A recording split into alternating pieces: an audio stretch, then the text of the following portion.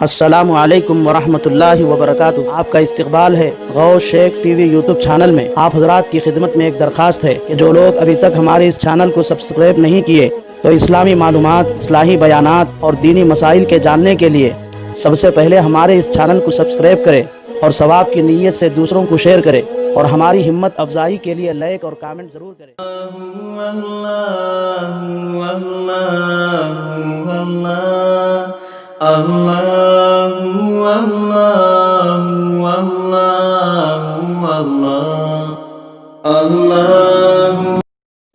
نویں دلیل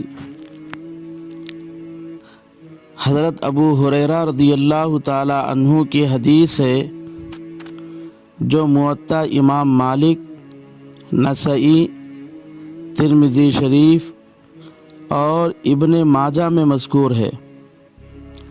چنانچہ حضرت ابو ہریرہ رضی اللہ تعالی عنہ فرماتے ہیں کہ حضور صلی اللہ علیہ وسلم ایک مرتبہ جہری نماز پڑھائی اور نماز کے بعد صحابہ اکرام سے پوچھا، حل قرأ معی احد منکم آنفا، کیا تم میں سے کوئی میرے ساتھ پڑھا؟ ایک شخص نے کہا کہ جی ہاں، میں نے آپ کے ساتھ قرات کی ہے۔ اس پر رسول اللہ صلی اللہ علیہ وسلم نے فرمایا، انی اقول مالی انازع القرآن، اسی لیے تو میں اپنے دل میں کہہ رہا تھا کہ قرآن کی قرات میں میرے ساتھ جھگڑا کیوں کیا جا رہا ہے۔ رسول اللہ صلی اللہ علیہ وسلم کے اس ارشاد کے بعد صحابہ اکرام جہری نمازوں میں قرات کرنا چھوڑ دیا۔ یہ فجر کی نماز کا واقعہ ہے۔ اس نماز میں مدینہ منورہ کے تقریباً تمام صحابہ موجود تھے۔ اگر امام کے پیچھے سورہ فاتحہ پڑھنا ضروری ہوتا تو تمام صحابہ پڑھتے، مگر اس حدیث سے معلوم ہوتا ہے کہ صرف ایک صحابی نے پڑھا ہے، اسی لیے وہ اکیلے صحابی نے کہا، اے اللہ کے رسول، میں نے آپ کے ساتھ نماز میں قرات کی ہے۔ دوسری بات، اگر امام کے پیچھے مقتدی کو پڑھنا ضروری ہوتا تو رسول اللہ صلی اللہ علیہ وسلم ان پڑھنے والے صحابی کو کیوں ڈانٹتے؟ معلوم ہوا کہ نماز میں امام کے پیچھے پڑھنا منع ہے، اس لیے ایک شخص کے علاوہ تمام صحابہ نہیں پڑھے۔ ان ایک صحابی کو شاید مسئلہ معلوم نہیں تھا، اس لیے انہوں نے رسول اللہ صلی اللہ علیہ وسلم کے پیچھے پڑھا۔ اس کے بعد رسول اللہ صلی اللہ علیہ وسلم کے سمجھا دینے سے انہوں نے بھی چھوڑ دیا۔ 10ویں دلیل حضرت عبداللہ ابن عباس رضی اللہ تعالی عنہ کی ایک لمبی حدیث ہے جو ابن ماجہ میں مذکور ہے۔ اس کا خلاصہ یہ ہے کہ رسول اللہ صلی اللہ علیہ وسلم جب مرض الوفات میں تھے تو آپ صلی اللہ علیہ وسلم اپنی جگہ لوگوں کو نماز پڑھانے کے لیے امام مقرر فرمایا۔ ایک بار تھوڑا افاقہ ہوا تو آپ صلی اللہ علیہ وسلم 2 آدمیوں کے سہارے مسجد میں آئے۔ آپ مسجد آنے سے پہلے ہی جماعت کی نماز شروع ہو چکی تھی۔ حضرت ابوبکر صدیق رضی اللہ تعالی عنہ نماز پڑھا رہے تھے۔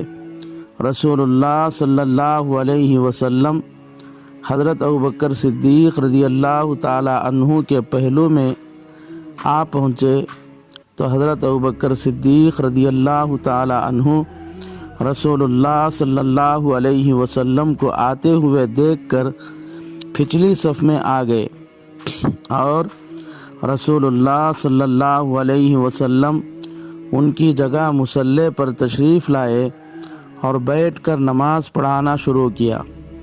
اس کے بعد حضرت ابوبکر صدیق رضی اللہ تعالی عنہ جہاں تک پڑھے تھے اس کے بعد سے پڑھنا شروع کیا۔ چنانچہ ابن ماجہ کے الفاظ یہ ہیں: وَأَخَذَ رَسُولُ اللَّهِ صلی اللہ علیہ وسلم من القراءة من حیث کان بلغ ابو بکر۔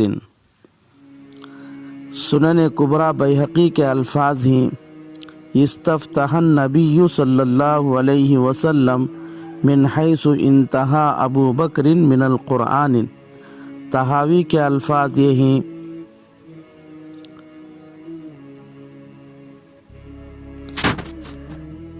فاستتم رسول اللہ صلی اللہ علیہ وسلم من حیث انتہا ابو بکر رضی اللہ تعالی عنہ۔ یہ صحیح حدیث ہے۔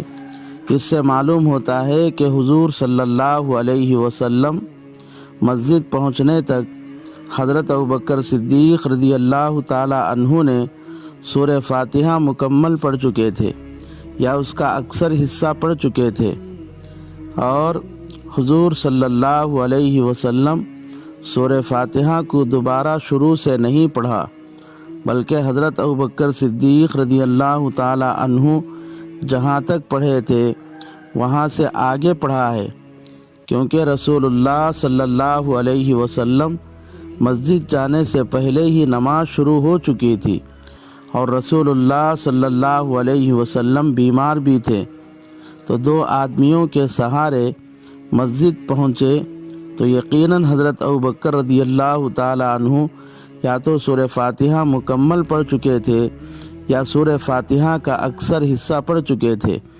اگر سورہ فاتحہ پڑھنا فرض ہوتا تو رسول اللہ صلی اللہ علیہ وسلم کی نماز نہ ہوتی، آپ صلی اللہ علیہ وسلم اس نماز کو باطل قرار دے کر دوبارہ پڑھاتے۔ 11ویں حدیث